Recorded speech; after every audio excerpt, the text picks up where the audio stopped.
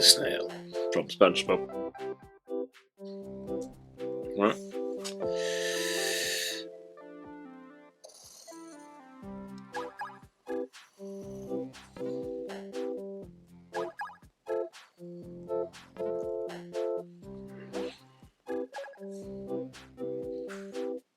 Drinking. Is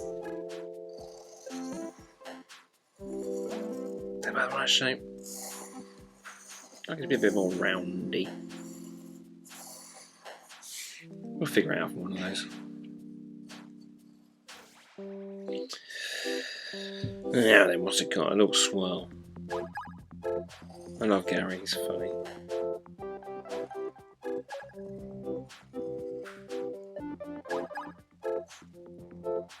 If you know what Gary says, pop it down below in the comments.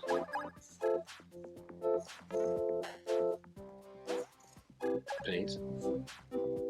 Let's give it a bit more detail. I think we should give Gary a bit more detail than he normally has. Let's go a bit wild with Gary. Go crazy.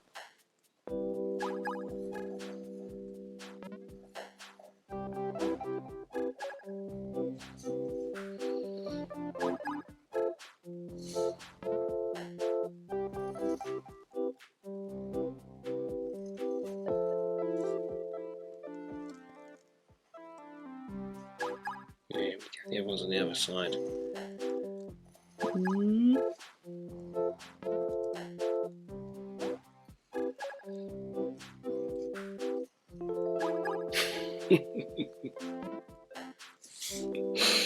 Ah, Gary.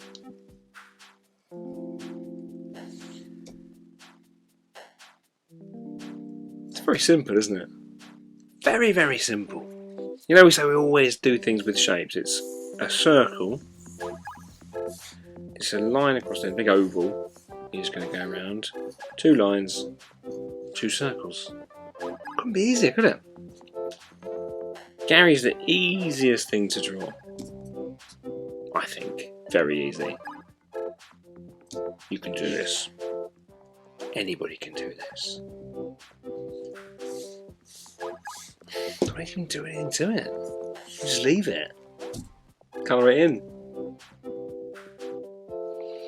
Just give it a bit of a background. Normally SpongeBob things are a bit wibbly wobbly, aren't they? I might not colour the background, we'll see.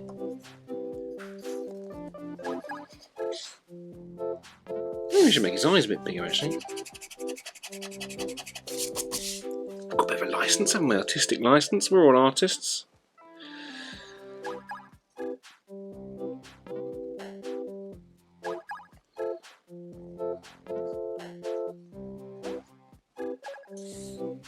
Better? I think it's a little nicer like that. Do some more rendering on him when we get to the colour stage, but a Gary's a Gary. Very, very simple to draw a Gary. Here we go. On to the inking stage. Here he is! That's our Gary in the pencil stage. Eyes, eyes, eyes. Those new and improved eyes that we took the time to do again, I think work much better than the original ones, so I'm really pleased I went back and redid those. Never be afraid to go back and redo bits of your drawing. I think it's always a good thing. If your instinct is telling you it looks wrong, just go back and redo it. So, Gary Wilson Jr., that's his full name, has an official height of 1 3/4 inches.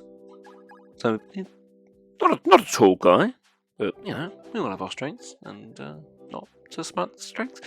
He lives in Bikini Bottom, which makes him a Bikini Bottomite, as all residents of Bikini Bottom are. Gary loves books and hates baths. I could see that. Not sure how much snails really like baths, or why they need baths, having a life under the sea. It's one to ponder.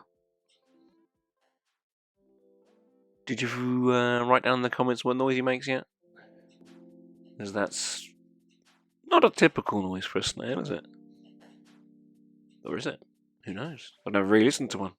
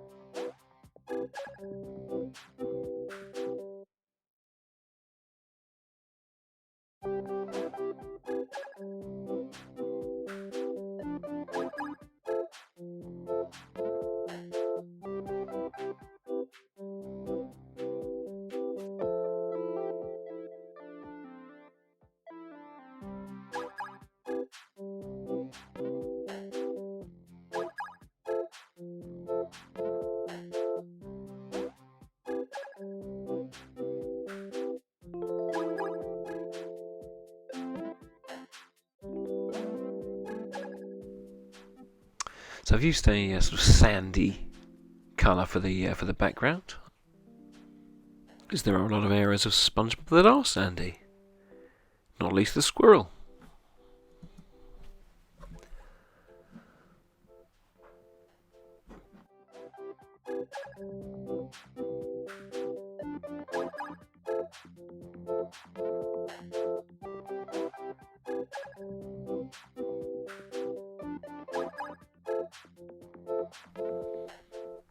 The thing about drawing a Gary is that you can mess about with the colours a bit. I mean, he isn't these exact colours.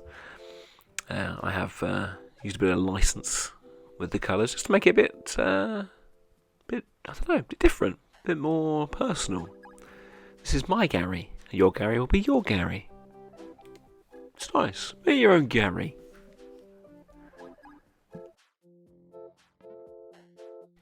It's easier when you're doing a sea snail than if you want to change the colours of, I don't know, Spider-Man or something. That's it's going to be a bit more obvious that you've taken liberties with colour. If you give him a yellow and purple face or something, that might be quite fun though.